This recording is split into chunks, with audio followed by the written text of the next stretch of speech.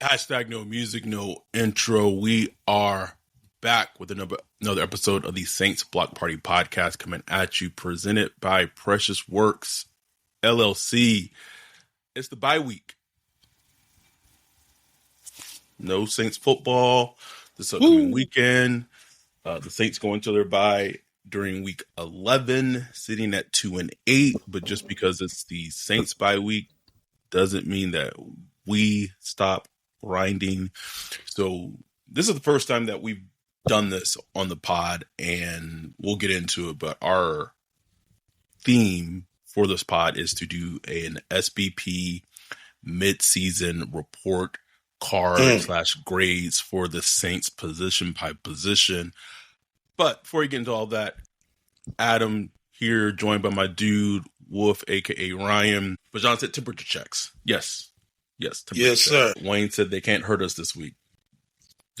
They don't hurt me at all. But they really can't. But it's straight peace this week, baby. Peace, bliss. But before we get into the grades and everything, I wanted to briefly talk about the appearance that Saints and Pelicans owner Gayle Benson had on WWL 2 days ago. Any good tidbits? Ryan, the Saints are 2-8.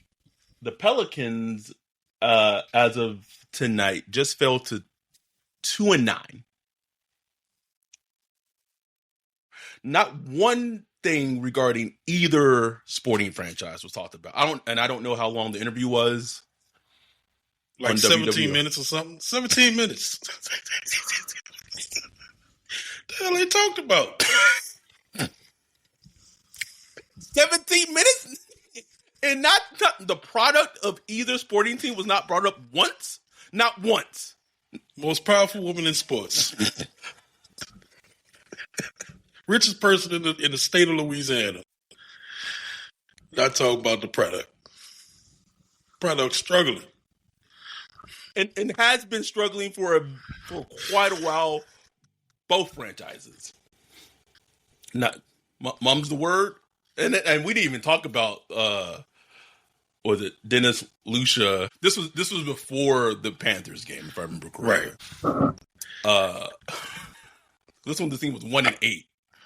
I don't care what nobody say, but the response that video got is the reason she did that interview. Maybe it was booked beforehand. Could be possible. But that's the theory I'm rolling with. Because he got flamed. Just the president of both franchises at like a gala honoring him for like the Hall of Fame of Louisiana sports or something. I don't know, some shit. And he just on there, big jolly old, yeah. And then like somebody, I forget, I think it was Fletcher, whoever asked him, like, hey, see, what do you message to the fans, going through it right now. It was Fletcher. The fans are struggling right now. He's like, hey, the message is, stick by us, man. We're building some nice buildings. Champion Square getting renovated. It's like, what? This is what we got, huh? This is our leadership. This is our leadership. No, disconnect, people. Disconnect. Completely. It just feels like, and this is hyperbole because obviously, who knows? But like, it feels like the Saints and the Pelicans and just Louisiana just feels like Murdoch-y, bruh. Just like some like Southern, just bruh. Really is like some Southern tale. I don't know. Could really do a movie like a TV show. Oh, bruh, it'd be like Dallas, but like the 2025 version. It's just so, how so unaware of, self-aware of everything in terms of just as an owner, when you are doing an interview on the radio in your city and you don't talk about the things that the fans who pay money that thereby makes you even more wealthy has been a failing product. Has been a failing product for the last couple of seasons for both franchises. Just completely over the head, and that's why I said that a couple of episodes ago, is that like the true change will happen when fans just stop spending their money. Like that's when true change happens, because it's like, oh, well, they're not paying, like the pocketbooks are being affected. That gets the message out. But it was just like on the right, not talking about nothing, like nothing. The team was 2-8, didn't say a single thing. The Pelicans they feel like why y'all tripping? Like we must be going out there, like it's us thing. The players are out there, like what do y'all want? Like, Drew said visiting fans showing up in droves to the dome. Meanwhile, the way they see it, they're like, shit. As long as they were season tickets that were sold to the visiting fans, we good. Right. We good. As long as them checks clear, man. So anyhow, so we wanted to start. Hate to be that cynical, but you know, what it feels like. I mean, it's not even that's what it feels like. That's what it is. Like that's literally what it is. It's interesting that Loomis kind of has always kind of talked about wanting to not, and this is not about like a fire Kellen thing, but just kind of like wanting to be like those organizations like the Steelers and the Giants. Does he not realize how many coaches the Giants have had to fire since Eli Manning has retired? Since Coughlin? Whew. It is cool. My coaches I forgot about. I'd be like, damn, he was the head coach? Damn, Ben McAdoo? Shit, forget about old Ben McAdoo. But look, they haven't been good for, a decade, but I mean, say what you want, John Mara, like he's invested. Like he cares about the product on the field. You know what I'm saying? It disgusts him. It does. You know what I'm saying? When they just look like crap. It's truly disgusting. Like, does he make the right calls, the hires and stuff? I don't know. I ain't saying all that. Even like as terrible as the Jets ownership is, like it drives him crazy. You know what I'm saying? He makes horrible decisions, and he's a terrible owner. But you feel like, okay, he is invested in the team, And I know he got in fuck Woody Johnson for what he stands for and all that, but completely. He got the flack for like how he talked about Justin Fields before it would have been the Bengals game when they had to go back to Justin Fields when they're going to bench him. Mm-hmm. But like in a way, it's like he wasn't saying anything that was wrong about Justin Fields at the time, because Justin Fields was playing like dog shit, bro. And he was speaking as like a fan, like as a fan would talk. That's how a fan would talk, And me, I like owners that are fans of their team, like they're fans of their team, so they'll talk to you like, I actually like that, but I understand, like, bro, you can't be throwing your quarterback under the bus. It was wild, bro. Starting for you, that's some wild shit, like, you know what I'm saying? This nigga trash. Like, what? I gotta go work. I gotta go work for you. Like, get concussed. I gotta go get concussed. Michael Tolliver in the chat said Gayle is the real life version of the owner from the Indians from Major League. Yes. Just know that reference. You never saw Major League Baseball movie? Probably did, man, but it's that's old, nigga. Anyhow, just want to talk about that really quickly. But we did a fun. I wanted to do it a different way in terms of these report cards and just kind of give some updates for what's going to happen and what y'all can expect these next week. So obviously it's the bye week this week, so we're putting this episode out with the report card episode. Next week we're kind of back to our little regular schedule. We have the Falcons preview pod. I have to check my schedule, but I'm believing that's going to be next Wednesday. And then we do have a special guest coming on next week. That's going to be very draft focused, draft central. That's only going to be available to Patreon. I think what I settled on is that episode is going to be a Patreon exclusive for a month. So Patreon exclusive, YouTube exclusive for a month for the guest that's coming on next week. Very draft heavy. And if draft and Saints and prospects are your thing, aiming for next Thursday. And when that one's going to drop, and then we'll kind of hit our regular schedule as usual. Patreon.com/Saints Block Party, man. There it is. If you're watching this on YouTube, like, subscribe. We think we got close to like that call to action that you did. We're like what 2,400, like 30 subscribers. Like we should be able to get to 2,500 soon. Like hit that button, hit it. Mark said, right now. Ryan looks so tired right now. Listen, bro, I've been up in there watching Marvel movies all night. Sound like me every time I come home and my daughter just either the Marvel or the Office, bro. Just I had to wait. I had to like, just wait for the I'm always angry moment. Once I saw that, I was like, okay, I'm good. Let me go do the podcast. Okay. Well, we were watching the Eddie being Eddie downstairs on Netflix, bro. We started watching. I gotta go watch that. Time flew by, bro. I was like, just in it, bro, in it. Anyway. Had to break out of it to talk about this team. But we wanted to do something different for this episode because we've never done it before, and in terms of the grade. So basically how we broke it down is each position, except for O-line, I wasn't going to break it down by tackle, center, guard. No, not going to happen. But each position in a grade that we felt, so we did them independently, and then we're going to talk about them for the midseason up to this point.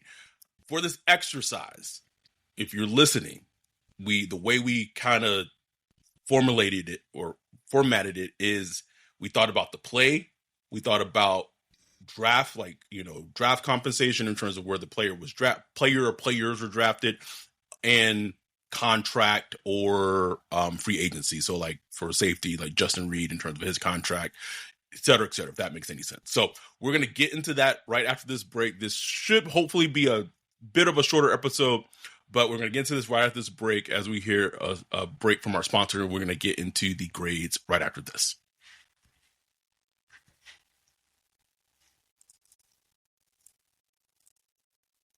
Yo, what up, Wolf? What are you looking at? Man, I'm checking out this website. This site is cheap, bro. In 2025?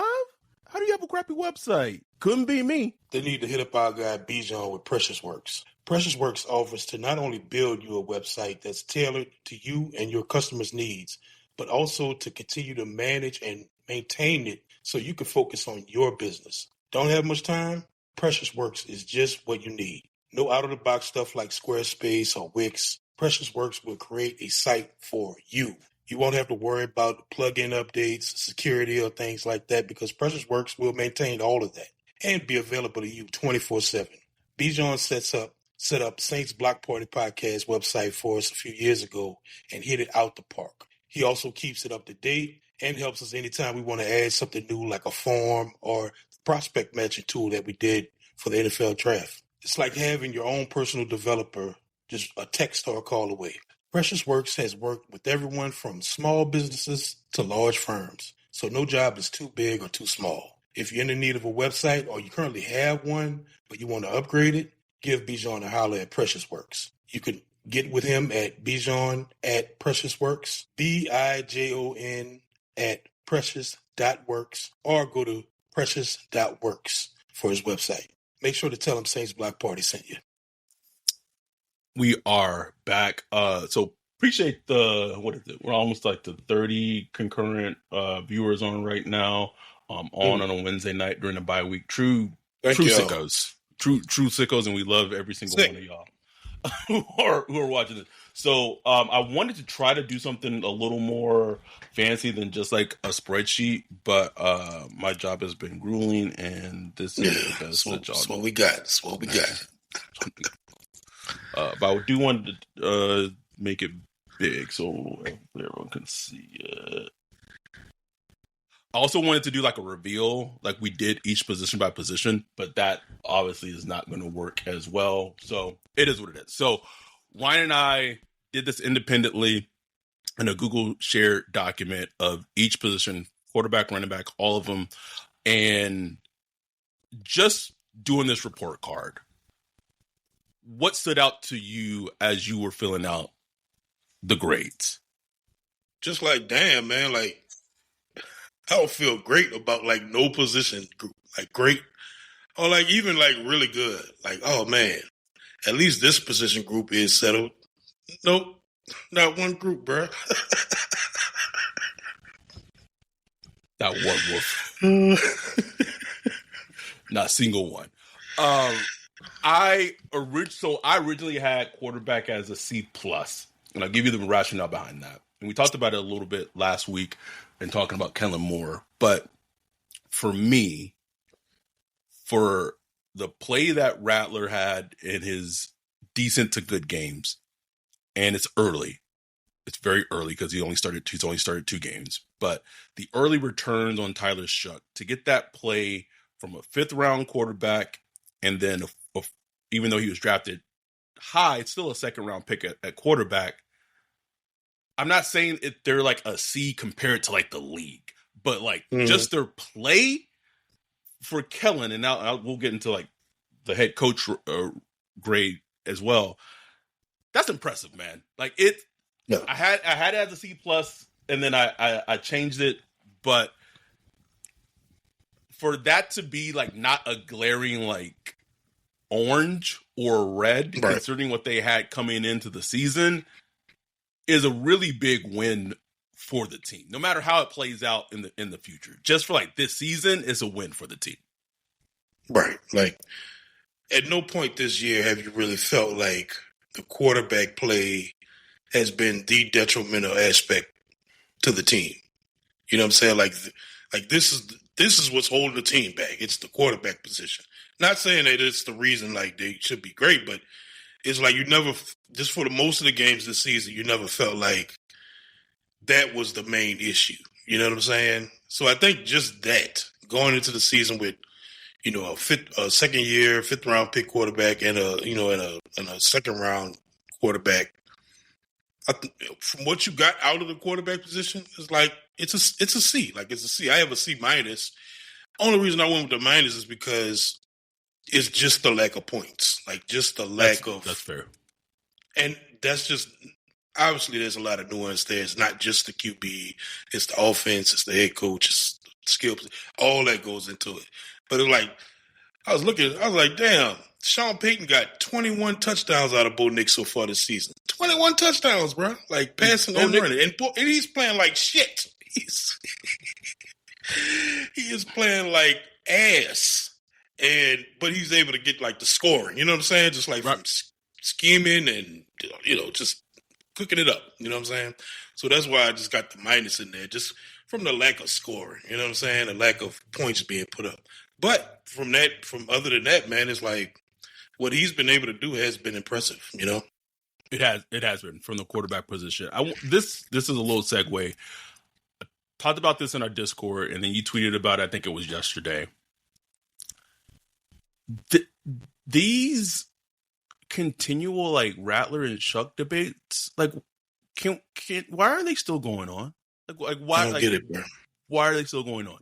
The point I made in our Discord yesterday, or maybe 2 days ago, was as Saints fans, if this is how it ends up, if they were able to land a decent to good starting quarterback at pick 40, or even a bridge quarterback, let's say Shough isn't more than a bridge quarterback, but can start a season or two for the team. And with Rattler, if his ceiling is backup quarterback that at times can come and give you some spot starts, what have you, as a 5th round pick, as an organization, that's a win. Like that is a win as an organization. And I think the thing that people miss with the whole thing regarding like the agenda was that all we wanted as fans was that hope that it wasn't even like Derek Carr. It was Derek Carr, but it was what Derek Carr represented of his like the mediocrity that came with Derek Carr, and the fact that he was who he was, and the contract that he was getting paid, he was a very mediocre baseline quarterback on a team that was a rebuilding team that was not going to win anytime soon. So the possibility that they could have gotten a steal that was going to be successful was the excitement for the agenda, even if it didn't and hasn't played out. So now that maybe Shough is that person, if Rattler is just a backup and they have 2 quarterbacks on their team that can move forward with, who knows? Why is there still infighting about it? It's literally idiotic. It makes no fucking sense. Bro. Complete civil wars happening online. Facebook, X, Twitter, whatever. Everywhere, bro. Even like when I made a little post about it, like, bro, why don't y'all just chill with all that? Under that post, people going to war. Because Rattler sucks. It's like, what? It's like, okay, man. It's like, I don't know. I just can't get with that type of analysis right there. You know what I'm saying? Like, I can't get with it. Like, you got to live in reality. And where the Saints are right now at the QB position is not in a bad spot. Like, it's not a great spot. It's not like, where we haven't figured out we got a franchise quarterback, but it's not a terrible spot either. Like, you got two young quarterbacks that showed a little promise, and you're a rebuilding team. You're spending pretty much nothing on quarterback outside of, like, what we paying Carr that we have to account for that we paid for him. Outside of that, we're paying pretty much nothing for quarterback for the next couple of years. Like, and you're getting, like, decent play? Like, that's the goal right there, bro.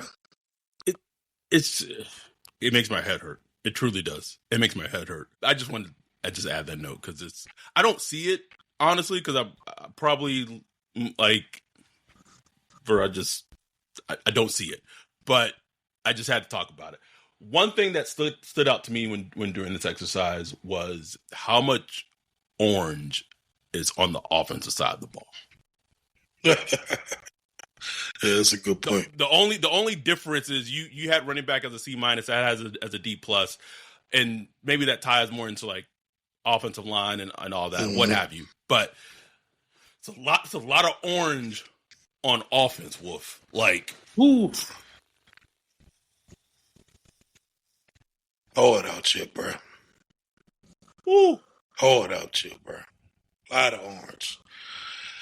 Like, I mean, wide receiver, like I have a C+, you have a C. Like, it's not, obviously now with Shaheed gone, that's like one less talent. Right. And he was a talent, you know what I'm saying? So, for sure. You have Olave, he's a good, really good wide receiver, whether you want to call him a one or a two, whatever. He's a good starting wide receiver. And then outside of that, bro, I was like, damn, boy, it's rough out here. Valet, we'll see. Like, we still at the we'll see. About to be week 12 after the bye week, bro. Week 12, talking about we'll see. Trey Palmer, I was wondering about that earlier. I was like, is he coming off IR or will he keep them on there? I don't know. No, I think he was a full season IR. Oh, he got the full season? Oh, I'm pretty sure. Well, that's that. So, yeah, it's a C. It's a C, bro. It is a strong C. And Brandon Cooks out there, he ain't get no targets last week. I was like, oh, shit, that tweet about to come hot. It's too late. Trade deadline passed now, buddy. Bye, buddy. Like, you stuck. You stuck. Better stay at that X spot and run them routes. Run them clear outs. Obviously, we've talked about the tight end position. You have it you had it as a D. I have it as a D+. Just I don't know. I don't even know. Honestly, it could have been an F. Honestly, like it's bruh. It's bad, man. It's bad. But I couldn't go F because like Jawan Johnson, as much as we bag on him, he's going to end up with like 800-900 yards. Or he's going to end up with like 800-900 yards and like 6 touchdowns, bro. Like he's so annoying. So annoying. He has the 4th most yards as a tight end in the league right now, which is wild. 4th most. But then, and then that's how people who like only stat watch can like justify. Exactly. Like they don't talk, because when I say the tight end, when I'm talking about tight end position, obviously it's not even counting for like Jawan's like his gaffes, like his fumbles, his drops, all that. But also, like, the other part of the tight end position, including Jawan, including Jack Stoll, is, like, pass blocking, run blocking. And they are atrocious. Atrocious, man. Like, at least... unworkable. Way back in the day with Jimmy Graham. Jimmy Graham was so elite, you'd be like, Jimmy can't run blocking, man. Like, Jimmy out here catching, like, 12, 13 touchdowns a season. Like, be good. But... for like as a full tight end position, and it's an annoying thing that Kellen, and I joked about it a little bit, But like Jack Stoll getting injured and not playing against the Panthers, like I felt like the blocking was a little bit better because like he wasn't in there. Like he wasn't in there, bro. I'm telling you, the best blocking duo they had was Foster Moreau and what's the guy from the Ravens? Mitchell Patton. Mitchell Patton. Like those two together, like were the best blocking duo. They weren't great, but they were like they actually blocked. Like, you know what I'm saying? Like they actually got out there and showed that they wanted to block. And that was like a big difference in the game, like in the run game. That was a huge difference. It was noticeable. It was noticeable, man. So that's like, to me, that's like tight ends a D O-line.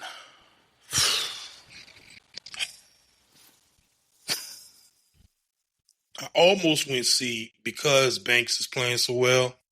Banks had me rising from a D to a D plus, bro. Like that's the Banks, that's the Banks push. Like, because everything else just bad, bro.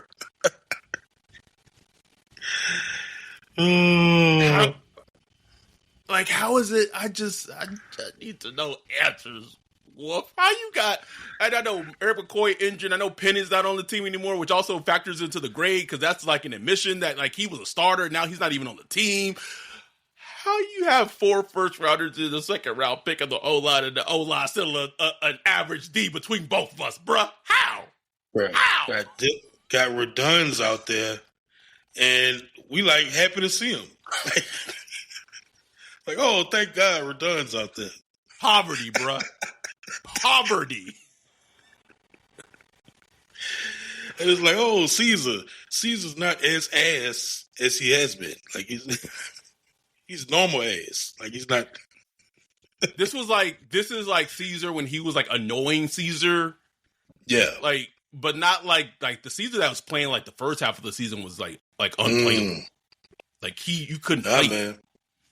It's reflected in his PFF grades. I know PFF grades are not like the holy grail, but like he was like 84 of 86 guards in the league. It was bad. Now he's at like 50, 50 of 84. You know what I'm saying? That's the Caesar.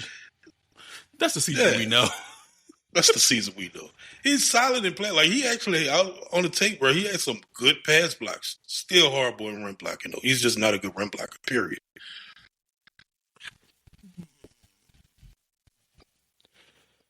Offensive line, all that investment in the offensive line, bro. You still can't go into next year feeling like that's a position group we got figured out. I mean, you know you confident at left tackle. Right tackle, you felt like you were confident coming into the season, but with Fuaga's and his injury history, like that's a huge question mark. You at least want to have like a good, backup with him. Maybe it's Richards, but and then McCoy, there's a question mark with him because he's been injured a lot throughout his career. And it's like, okay, do we want to keep investing in that, or do we want to? His left guard, and right. Oh my God, it's like we're back to this again, man. We're going to the season next year with Luke Fulton at the starting center next year. Hey, bro, you've been solid, bro. I know, and I'm trying to think recently of like the good Mickey trades. And there's the Fultner for Saunders trade was a good trade. Marshawn for a third during the season was good, but the kind of the caveat that they could have got a second before the season. But it was a fine trade. It was a fine trade. They traded him while he still had value to the Commanders. And then I was thinking, I was like what else is the last good Mickey trade? Like those are two. I'm like, is there not many? What, third for Kenny Stills? Oh yeah, that's way back. Boy, it's really done a lot, man. I know when they traded Jamal Brown to the Washington team at the time. I don't even know what they got. They get a second back. I think so. It was a good pick. It was. I think it was a second. That was like might have been Jeff Duncan broke that. Like that's how like I'm a sicko for knowing that. Yeah. But, Because I remember like I tweeted about like a couple years ago. I was like, oh, that was like the last thing that Jeff Duncan actually broke Saints related, like newsworthy, was like that trade. But it's they got to figure out this offensive line situation. It's just every time you say that, it just makes get PTSD. Line. PTSD. Been talking about the fucking offensive line since 2020, and it is about to be 6 years, almost 6 years doing this goddamn pod. Still talking about the goddamn O line. Still, defensively, just a general onset. Just looking at it, I was like, as annoying as the defense has been throughout the season, like positional wise, a breakdown is that they are okay, and I say that like a little strained. They're okay. Yeah. I probably graded them a little too hard. Based like if you look at like just the totality of them and not just the parts, like they've done fine, like not great, but fine. But just once you start focusing on the actual parts, it's like, and then you got some young players in there where it's kind of just like an incomplete grade. But man, it's rough, bro. Like edge. I mean, I like Chase Young. I like what he's doing, but he's Chase Young. I mean, the Saints are bottom of the league in pressures, man. Like bottom of the league. Bad. It's bad, and it's like that's one of the like I had DE. Excuse me, I had it originally at a D for edge, but I was thinking about. I kind of thought about the hot start that Granderson had, and kind of like the recent good games that Chase has had, and I was like, okay, that's fine. Yeah, that's true. That's true. That's fine. It's a C. But linebacker, like that's a C, and it's funny because for me with cornerback and with safety, to me like the players that are lifting those grades in those positions each is the rookies. Like to me, like cornerback's getting elevated because of Quincy Riley. Safety, I know he had not the best game against the Patriots. Quincy Riley didn't either. But Giannis Sanker has made a crap ton of plays early in the season, and like so the cornerback and the safety positions are like that grade is higher because of the rookie play. Because Justin Reed, brother, buddy. Speak on it, bro. Just feel like I was sold these niggas when it comes to signing safeties, like they should just stop. And Marcus May, Jarris Bird, who else am I forgetting? Kurt Coleman from Carolina. Yeah, Kurt Coleman. Can we just stop signing safeties? Like the Malcolm Jenkins, like that was fine. Malcolm Jenkins coming back, that was fine. But it just has not been. It's not worked out. It just has not worked out recently for them in signing safeties. And it's a weird position, man. It's a very weird position. They don't fit everywhere, Hold on, time out. Just talking about it, completely forgot Julian Blackmon was on the team, bro. Oh, sure did. Completely forgot about that. Grand opening, grand closing, so quick. He was playing well too, man. He was. But it was one of those things like, we want to see the rookie anyway, so it sucked to see him go like that, but still it was like, okay, let's get the rookie in there.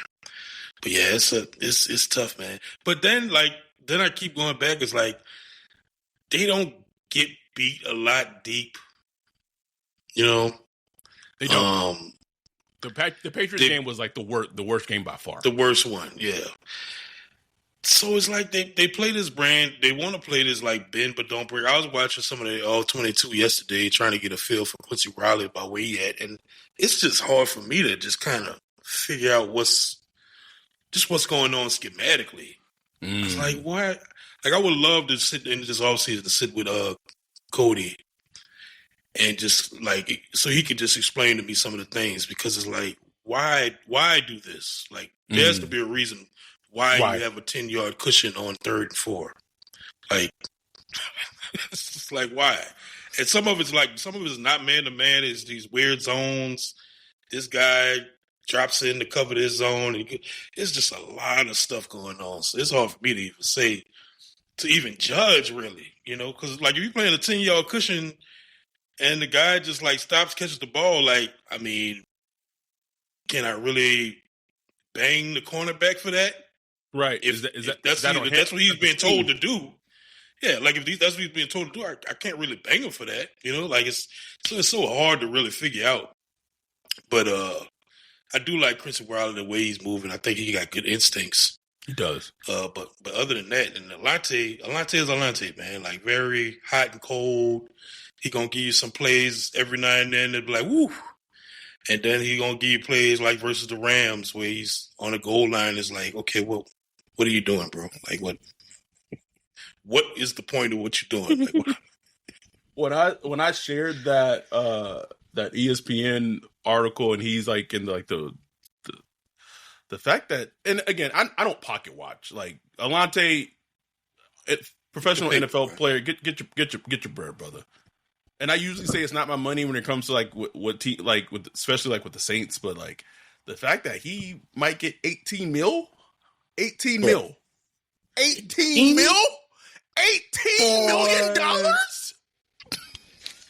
They better have a plan, is all I'm saying. Better have a plan. Okay, here it is.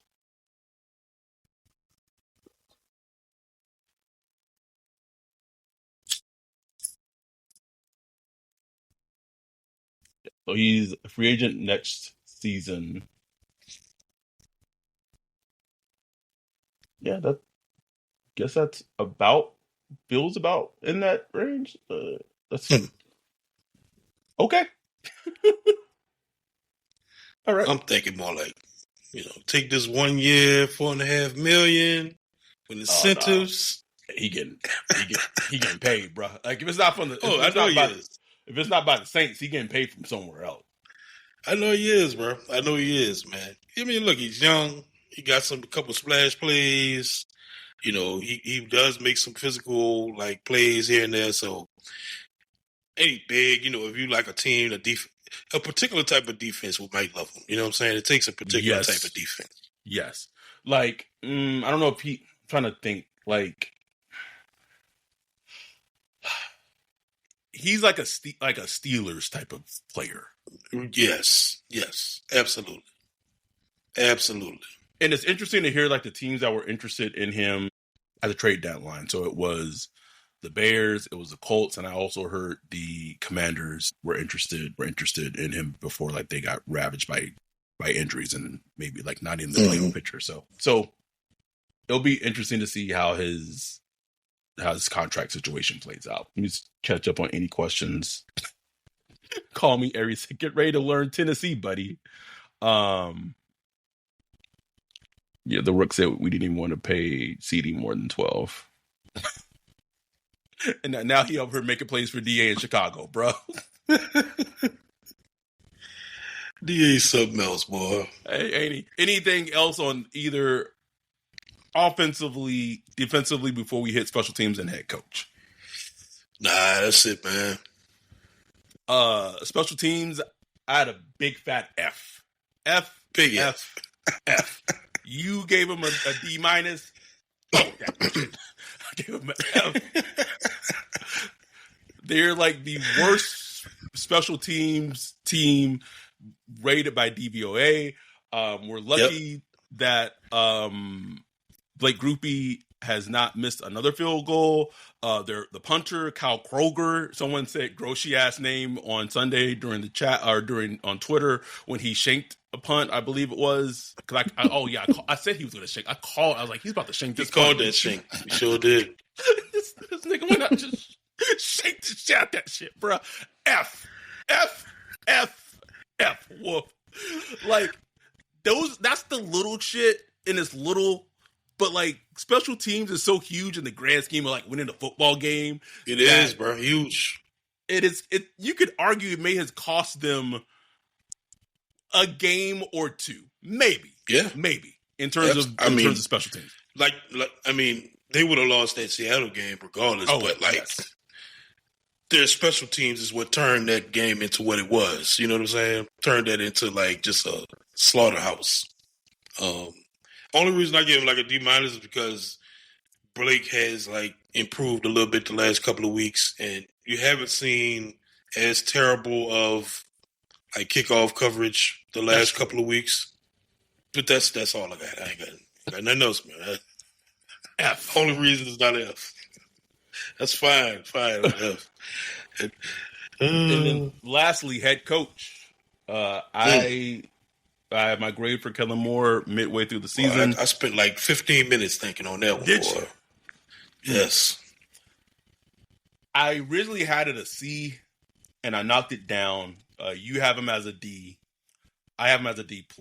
I had him as a C-, I think it was originally, because of what he's been able to do with the quarterbacks. Because it's potentially looking like the minutia and the thing of his trait that separates him from his contemporaries is his ability to potentially develop quarterbacks. And that's for someone like develop quarterback with 4th overall, develop quarterback, got there in the 5th round.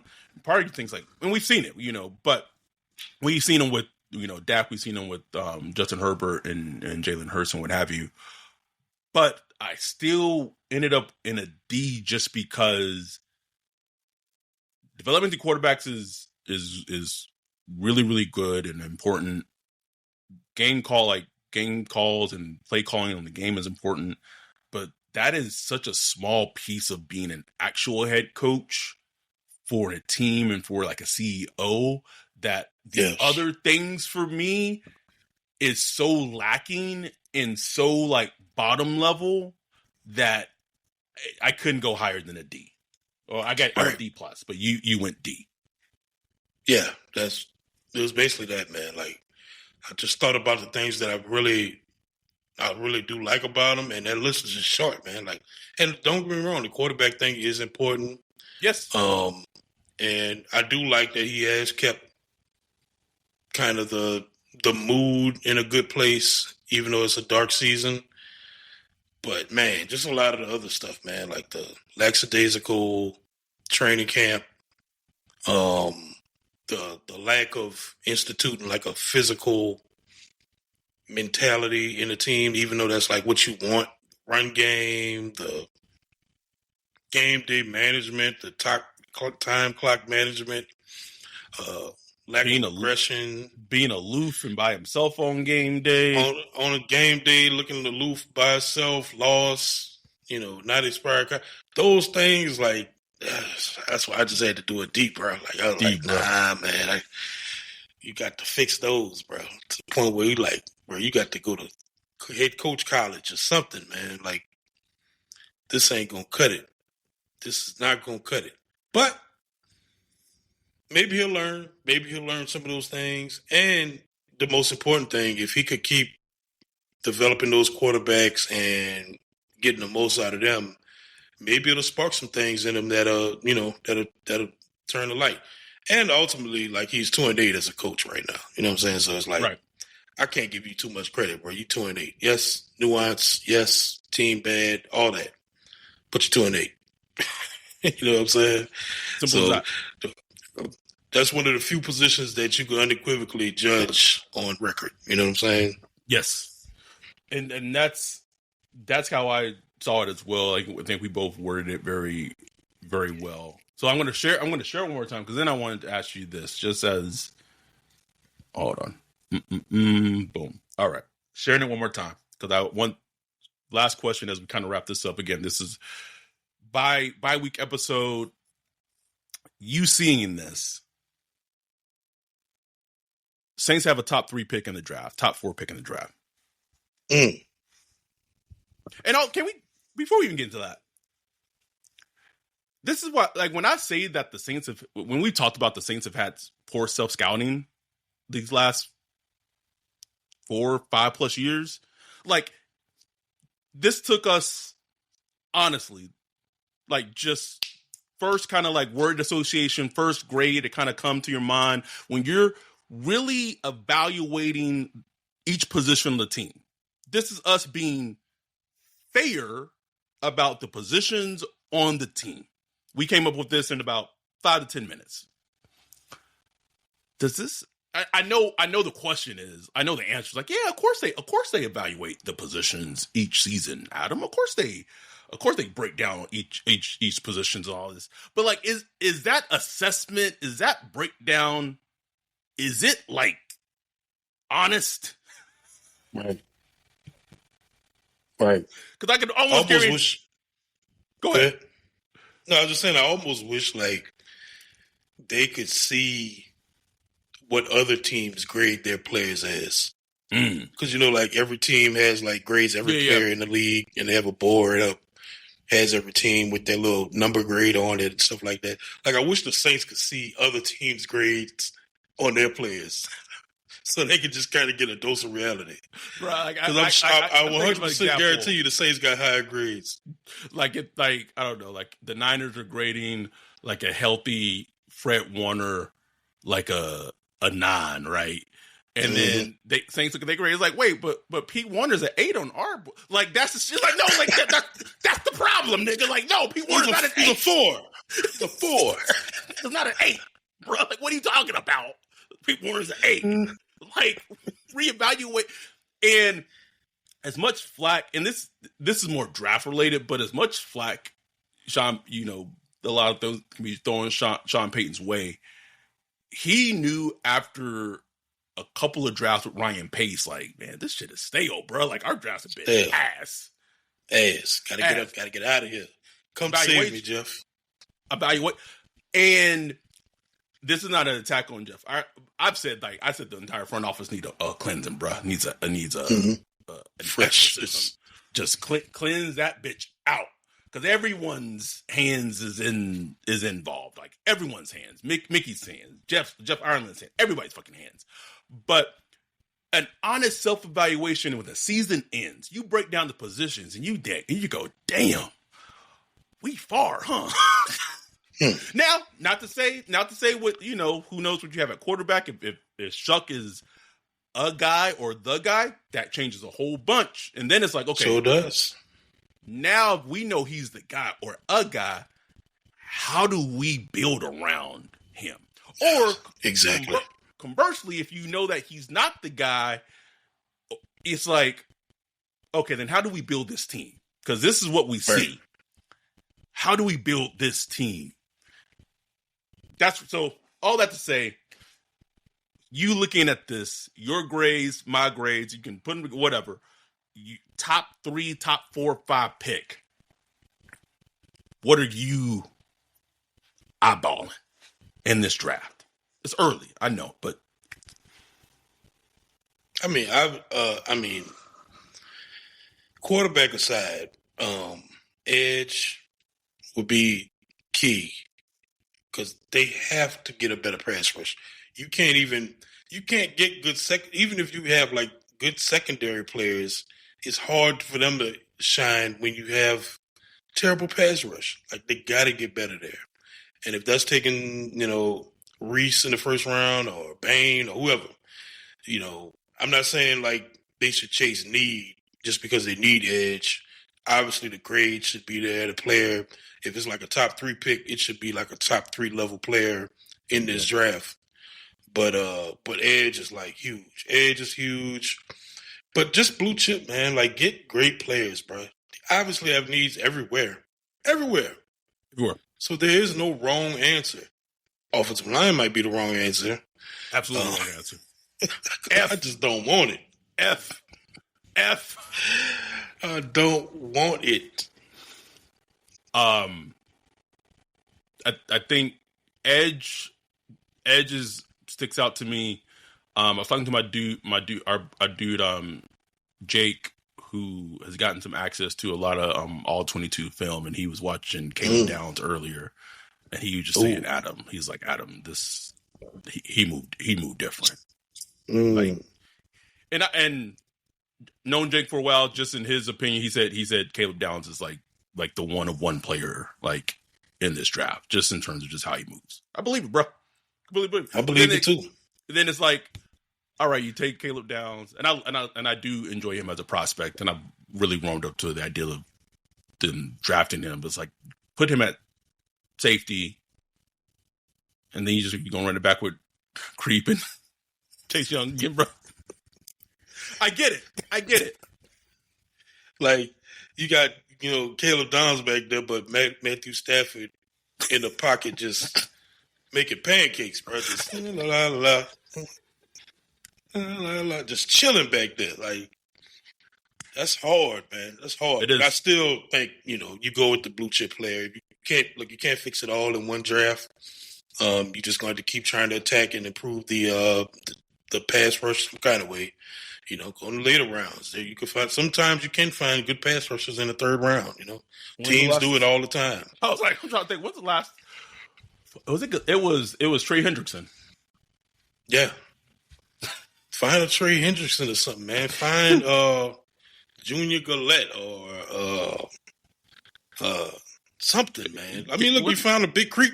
Like, you just got to do something. And also, look what the Eagles just did. Just flipping a third round pick, getting Jalen Phillips. And he has like monster game. It's got there immediately. It has like a monster game. You know what I'm saying? Like, Howie, there you go again. But sometimes you might have to do stuff like that. You might have to make a trade. I'm not. Obviously we're at a point where we're trying to get draft picks now, but maybe after this draft, you could use 2027 third round pick to go get to go trade for a defensive end or edge player. Once you get a Caleb Downs in there or something, you're going to use all resources available to rebuild this team, bro. Completely.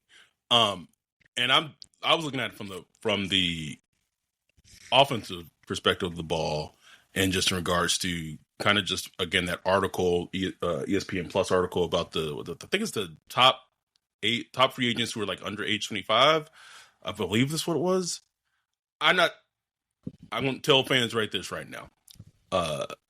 The Saints are probably not going to have the free agency that you're expecting, just because players don't want to come here. Just period. Just don't want to come here. Throw the cap out. Ain't got nothing to do with the cap. Nothing to do with the cap.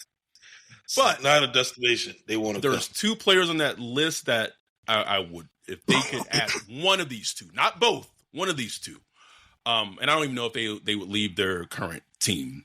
But Alec Pierce of the Colts or Isaiah Likely of the Ravens. Either one of those players. Ooh, I love me some Alec Pierce, boy.